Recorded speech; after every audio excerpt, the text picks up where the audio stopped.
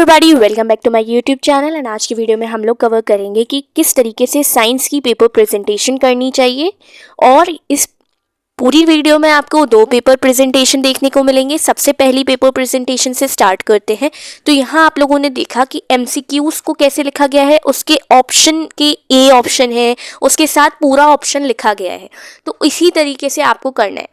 जैसे कि अगर लॉन्ग टाइप क्वेश्चंस आते हैं तो उसके लिए पॉइंट्स सबसे ज़्यादा बेटर चीज़ है, क्योंकि एक एक पॉइंट जब टीचर पढ़ेगा और पॉइंट वाइज जब स्टेप्स लिखे होंगे तो इजी होगा टीचर के लिए और वो अच्छे नंबर देता है। पॉइंट पर नंबर अच्छे मिलते हैं, ये तो गारंटीड है।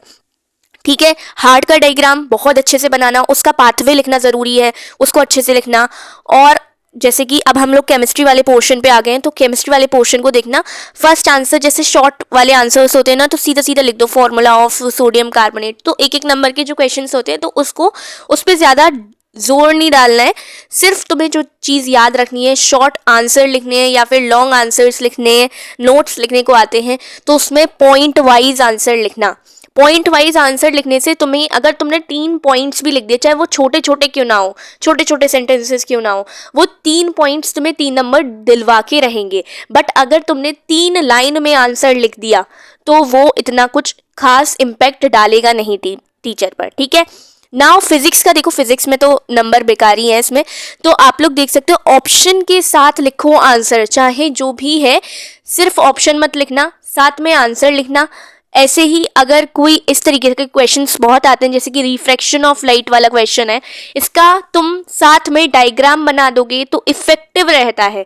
अगर तुमने कुछ भी रॉन्ग लिख दिया होगा सेंटेंस के फॉर्म में तो तुम्हारा वो डायग्राम कवर कर लेगा। तो डायग्राम ज़रूर से बना देना अगर टाइम मिले तो।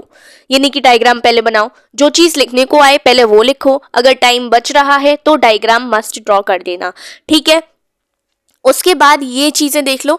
और हाँ, मैं आप लोगों के साथ शेयर करूंगी कि क्या मैंने किया था कि साइंस का पेपर के एक दिन पहले 97 स्कोर कर लिया। तो वो कल आ जाएगी वीडियो, आज ये वाली देखो। नेक्स्ट पेपर प्रेजेंटेशन वीडियो देखते हैं इसी में ही। नेक्स्ट हमारा है बायो से ही स्टार्ट है। तो इसमें देखो क्या है कि ऑप्शन के साथ लिखा है। ठीक है, जैसे डायग्राम मस्ट है भाई, बायो में तो तुम्हें डायग्राम अच्छे से कर लेने हैं, जो भी मतलब पॉसिबल है ना, तो डायग्राम्स अच्छे से कर लो। एक दिन पहले तो अच्छे से कर ही लेना। लेबलिंग चाहे आती हो या नहीं आती हो, 2-3 लेबलिंग याद कर लो, लेकिन परफेक्टली अगर तुम ड्रॉ करोगे ना तो टीचर तुम्हें मार्क्स देगा। पॉइंट्स में आंसर लिखना मत भूलना। पॉइंट्स में आंसर लिखोगे तो ईजी रहेगा टीचर के लिए भी और तुम्हारे लिए भी। ठीक है, और तुम लोग आंसर्स भी पॉइंट्स में ही याद किया करो, जिससे तुम्हें रिमेंबर हो जाए कि तुमने इस पॉइंट के बाद ये पॉइंट याद रखा था। ठीक है, रे डायग्राम्स अच्छे से कर लेना, मिरर फॉर्मूला, लेंस का डायग्राम, ये सारी चीज़ें आती हैं। इनमें से कोई ना कोई एक क्वेश्चन आएगा। ठीक है, और लॉन्ग क्वेश्चन में आती हैं ये सारी चीज़ें। आइज़ के पार्ट्स को अच्छे से याद कर लेना, सारी लेबलिंग याद कर लेना, आइज़ का इंपॉर्टेंट है डायग्राम। उसके बाद पावर वगैरह का फॉर्मूला है, ये सारी चीज़ें हैं। तो ये था पेपर प्रेजेंटेशन वीडियो। दोनों पेपर मैंने आप लोगों को दिखा दिए हैं। मार्क्स कितने आए हैं 50 में से वो आप लोग कैलकुलेट करके नीचे लिख देना कमेंट सेक्शन में। हमें उससे मतलब नहीं है, हमें पेपर प्रेजेंटेशन देखनी थी। चीज़ें जो इंपॉर्टेंट हैं उनको अंडरलाइन कर लेना, ये सारी चीज़ें तुम्हें याद रखनी है और अच्छा पेपर करके आना। Till then take care, bye bye.